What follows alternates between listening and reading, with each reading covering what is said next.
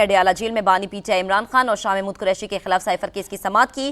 اس سلسلے میں عمران خان اور شاہ محمود قریشی عدالت میں ہی موجود تھے۔ سماعت کے دوران جج نے کہا کہ آپ کے وکلا حاضر نہیں ہو رہے، آپ کو اسٹیٹ ڈیفنس کاؤنسل فراہم کی گئی۔ اس پر وکلا صفائی نے کہا کہ ہم جرا کر لیتے ہیں۔ سائفر بہت زیادہ سینسٹیو اور کمپلیکیٹڈ اس لیے بھی یہ معاملہ کنسیڈر کیا گیا کیونکہ اس کا تعلق ڈائریکٹری نیشنل انٹرسٹ والے معاملات سے ہے۔ آفیشل سگریٹ ایکٹ کا معاملہ جو ہے اس کو بہت زیادہ کنسیڈر کیا گیا۔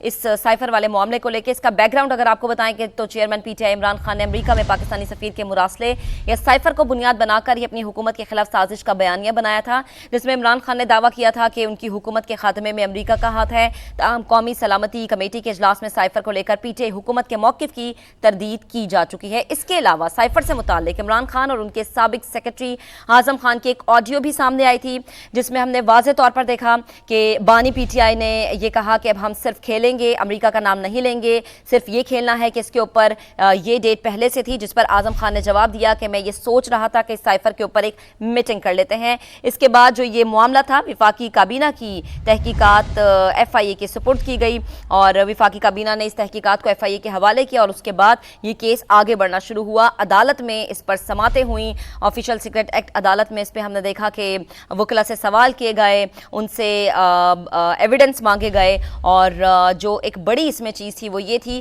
کہ اعظم خان نے خود اس چیز کا اعتراف کیا تھا کہ یہ آڈیو واقعی سچی ہے۔ Azam Khan P T I کے دور حکومت میں یاد رہے کہ وزیر اعظم اس وقت کے وزیر اعظم بانی پی ٹی آئی کے پرنسپل سیکرٹری تھے اور وہ وزیر اعظم بانی پی ٹی آئی کے انتہائی قریب بھی سمجھے جاتے تھے اور سائفر کا معاملہ انتہائی پیچیدہ اس لیے بھی کنسیڈر کیا جا رہا تھا کیونکہ نیشنل سیکیورٹی انٹرسٹ کے معاملات اس سے ریلیٹ کرتے ہیں اور اس میں جو ایک بڑی چیز تھی وہ یہ تھی کہ کوئی بھی وزیر اعظم جب وزیر اعظم کی کرسی پہ بیٹھتا ہے تو اس چیز کا اوتھ لیتا ہے کہ وہ نیشنل انٹرسٹ کے جو معاملات ہیں اس کی خلاف ورزی نہیں کرے گا، نہ ہی ریاست کے خلاف جائے گا اور نہ ہی اپنے ووٹرز کے ٹرسٹ کو بریچ کرے گا، لیکن بانی پی ٹی آئی کی جانب سے اس طرح کے عمل کو دیکھا گیا۔ جی بالکل، یہ اہم معاملہ، اہم خبر سائفر کیس کے حوالے سے اپڈیٹ آپ تک مسلسل پہنچا رہے ہیں۔ پی ٹی آئی کے بانی کو 10 سال قید کی سزا سنا دی گئی ہے، جبکہ اس وقت کے وزیر خارجہ شاہ محمود قریشی کو بھی پی ٹی آئی کے سینئر رہنما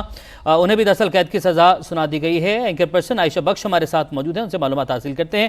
عائشہ، بہت شکریہ وقت دینے کے لیے۔ 10 سال قید کی سزا سنا دی گئی ہے بانی پی ٹی آئی اور شاہ محمود قریشی کو، اور پی ٹی آئی کی جانب سے وہی اسی طرح کے جو ہے وہ معاملات وہ بیانات اب سامنے آ رہے ہیں کہ یہ 10 گھنٹے بھی یہ فیصلہ نہیں برقرار رہ سکے گا اور ہائی کورٹ یہ معاملہ لے کر جایا جائے گا۔ کیا کمنٹ کریں گے ساری صورتحال پر؟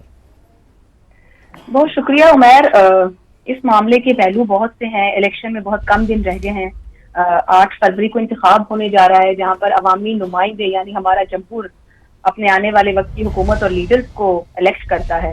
ایسے وقت میں یہ فیصلہ آنا، اس کے کس حصے کو بات کی جائے، کس کو چھوڑ دیا جائے، میں آغاز تو یہیں سے کرنا چاہوں گی کہ ہماری جمہوریت کے لیے، ملک کی اسٹیبلٹی کے لیے اچھی خبر نہیں ہے، سیاست کے لیے، سیاسی جماعتوں کے لیے خوشی کا دن بھی نہیں ہے۔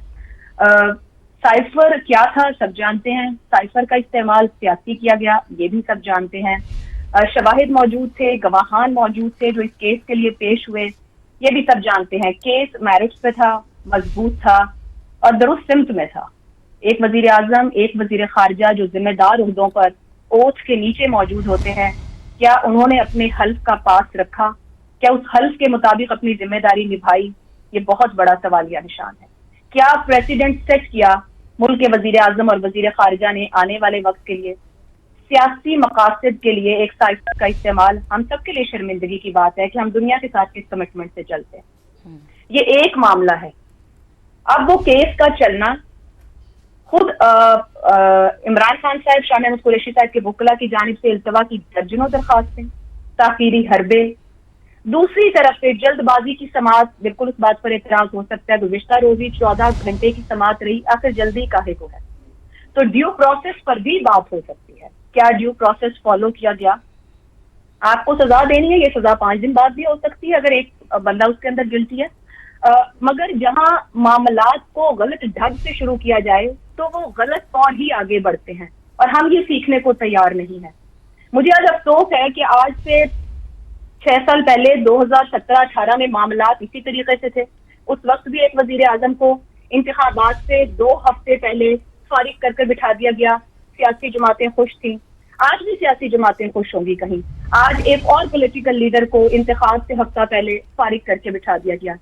کیا عوام کو یہ بات اتنی سادہ لگتی ہوگی, اتنے آرام سے سمجھ میں آتی ہوگی؟ میرا خیال سے سب کو سیکھنے کی ضرورت ہے. ہم کافی کھیل چکے اپنے ساتھ. چلیں کوئی نہیں سیکھتا نہ سیکھے, مگر اس ملک کے سیاستدان تو سیکھیں جو یہ کہہ کر آتے ہیں کہ ہم عوام کے لیے آتے ہیں. وہ تو سمجھنے کی کوشش کریں کہ جس ووٹر سے ووٹ لیتے ہیں اس کو استعمال مت کریں اپنے ذاتی مفاد اور سیاسی مفاد کے لیے. نعرہ مت دیں وہ قوم کو جو آپ پورا نہیں کر سکتے. وہ الزام مت دیں ایک دوسرے کو جس کا ثبوت آپ کے پاس موجود نہیں ہے. اس کا سیاسی امپیکٹ بھی ہوگا یقیناً. عمران خان صاحب کے پاس بالکل آگے 2 فورمز موجود ہیں, وہ اپیل کے لیے جا سکتے ہیں. جو سابق وزیر اعظم تھے ان کے پاس کوئی فورم نہیں تھا, سپریم کورٹ سے سزا تھی. ذوالفقار علی بھٹو کو جو سزا آئی ہائی کورٹ سے, ایک سپریم کورٹ کا فورم تھا ان کے پاس. یہاں پر ابھی لوور کورٹ سے بھی ان کے پاس فورم ہے. اسلام آباد ہائی کورٹ کا ہے, سپریم کورٹ کا, اپیل لے کے جائیں. ان کے ساتھ زیادتی ہوئی ہے تو بالکل وہ زیادتی ختم ہونی چاہیے. دیکھیں نا آپ, سابق وزیر اعظم نواز شریف کے کیسز آج کہاں کھڑے. اس وقت بھی بہت سے لوگ نعرے لگا رہے تھے. میں اس وقت بھی یہ کہتی تھی کہ کم از کم عدالتیں اپنا بھروسہ, نظام اپنا بھروسہ قائم کریں. آپ اس ملک کے پاپولر پولیٹیکل لیڈرز کو اٹھائیں, ان کو نیم اینڈ شیم کریں, اور وہ اگلے دن پھر یہاں پر پرائم منسٹر پریزیڈنٹ کے عہدوں پر ہوں گے. خدا کا واسطہ ہے, لوگوں کا اعتماد بننے دیں, نظام پر بھروسہ بننے دیں. لوگ منتخب کرتے ہیں, لوگوں کو انہیں گھروں کو بھیجنے دیں. جی 2018 کا الیکشن آپ کو یاد ہوگا, نون لیگ کو کے ساتھ جو ہونا ہو چکا, بٹ سیاسی نقصان ووٹ کے ان سے ان کو اس طرح نہیں ہوا تھا. انہوں نے اپنی سیٹیں نکالی تھیں الیکشن والے دن, ووٹر نکلا تھا.